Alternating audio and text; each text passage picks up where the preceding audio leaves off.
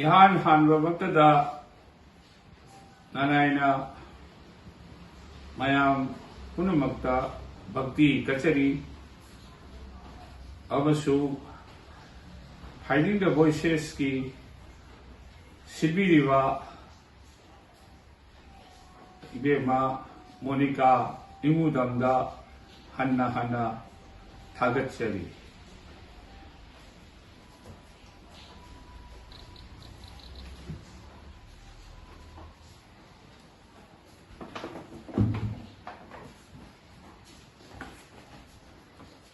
मसीगी picture असी लाय असी अखोगी फाइटिंग द वॉइसेस ना थाबीरकपनी अमेरिका दगी पैकेजिंग लोइना गिफ्ट होइना मसीगी दमक्तसु अइना फाइटिंग द वॉइसेस की ऑर्गेनाइजेशन की असिन अरांग पुनमकु हन्ना हन्ना थागतचरी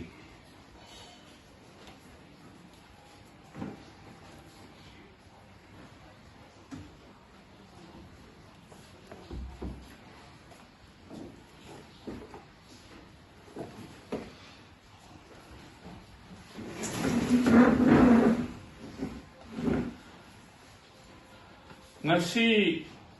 asi ima haina wari masa ama ai khoigi father na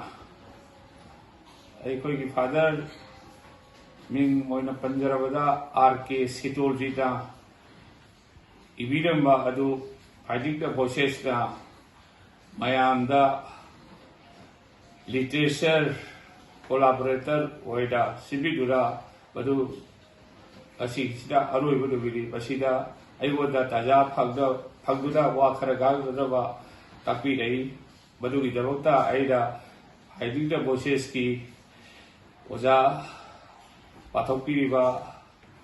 iba gi wari basa si pathokpi ba oja sorojli bu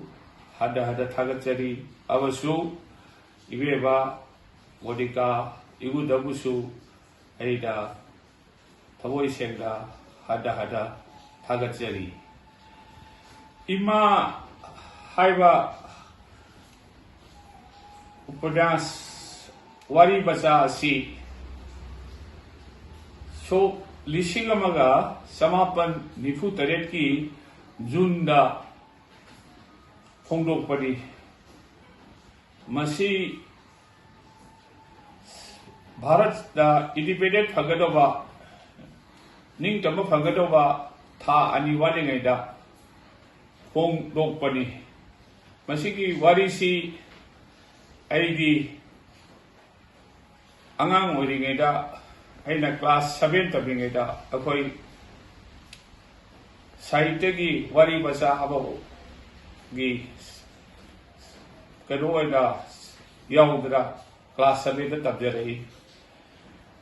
मसीगी वारीसी अखोई क्लास 7 की खंगजरगले अदो याम फजगरे मसी वारीसी असोबसु कोपीसी लेरक्तदरा अबु हदा सो लिसिगरिगा तरेता सेकेंड प्रिंट तौजबदी इमा सी अते यूनिवर्सिटी की कनोसिंगदा मणिपुरी सब्जेक्ट अते अते लब्दा तमनै अदो मसी मरमरता डिमांड तौरही एगोदा लारिक्सी कॉपी अफ फगरबियो होइदा मतमदुदा आइना लारिक्सी इमा दमक फोंबगी बहुता आइना लारिक्सी उपन्यास मरिखक थादोकपा इमा रोहिणी नुंसी वाखैबा हाइना उपन्यास मरी इबिरमसी पुला पुनसलगा सोक लिसिगनिगा तरेता आइदा अबुखादा फोदोकसबदे मसिगी लारिक्सी थादोकपा सिसु नॉर्थ बेंगल यूनिवर्सिटी दा तमेना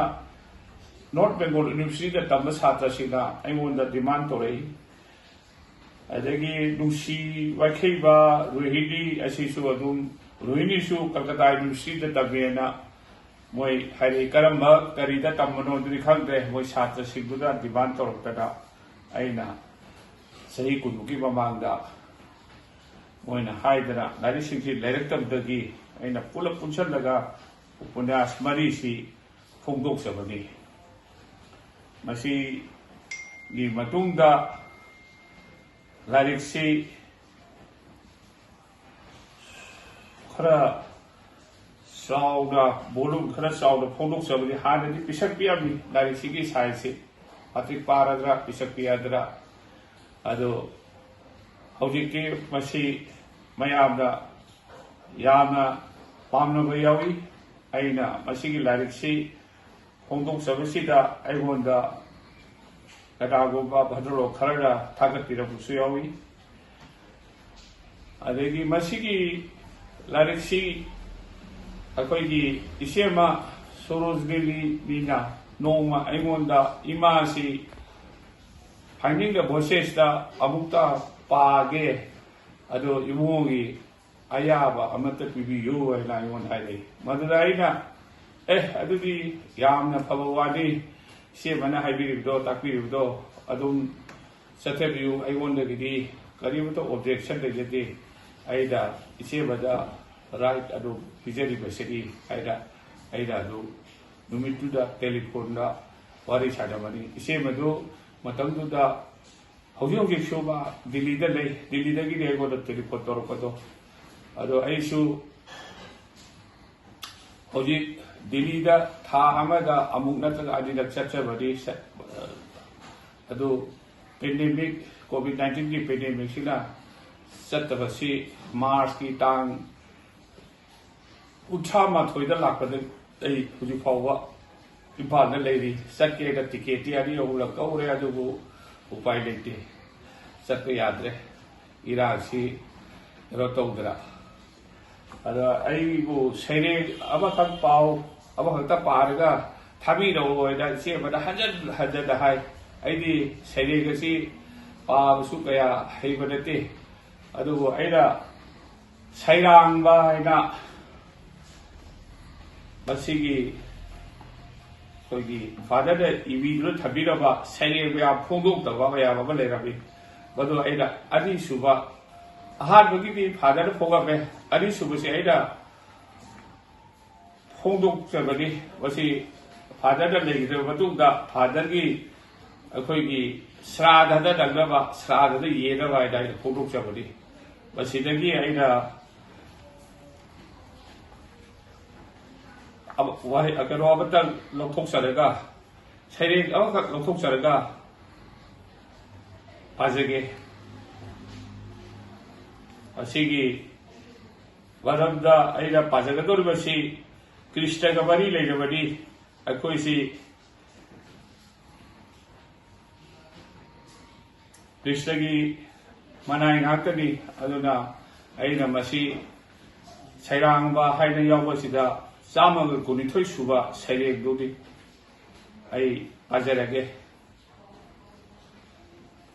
अदुगी ममांगदा आई अमतंग आईगी इशू अनिसी आई मयामदा सक्ताक्सगे आईगी इशू नुपा ओइदा थाबिबसिदा लोकदक्ष गवी मागसी आईगी इशा नुपा अहदगी इशू नुपा अहदी अदगी अदि सुबसिदा आईगी इशानुपा अनिसुबा बुद्धिशरदा ओपा इशुनुपा सर्वेश्वर कोई सर्वेश्वर अमसु लोकदक्षा अनिसिदा गायरे सैरें थीगदोगा अदा मोइसे सैरें थीओबदा सैरें थीबा कया थाबगद्रे अदुदा थीहोद्रे हायदा हायरे अदो अखोइ आईगी डाक्टर लेरगा इधौदा इगाधौदा पाबा सैरेंदुदा अखोइ यावजगे दा अदाइदा आइदा मोइदे दिसि यावजबदि आई सैरेंसि मयामदा तबजरगे फंगा लंगा मिहौनु नित्य नते मखोइदो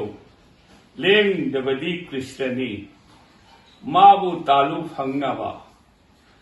कृष्ण फंगल नुंगाइनी थवाई साकप कोकनी शांत दांत ओइगनी पोक्समंदी फंगनी सना लुपा इरंदी पुरोई कैसु लोइनना सीब कांदा इथंता चटकदौरी काउनुको लोइजरे आई मतांग असिदा मयामदगी बिदाई लौजरे।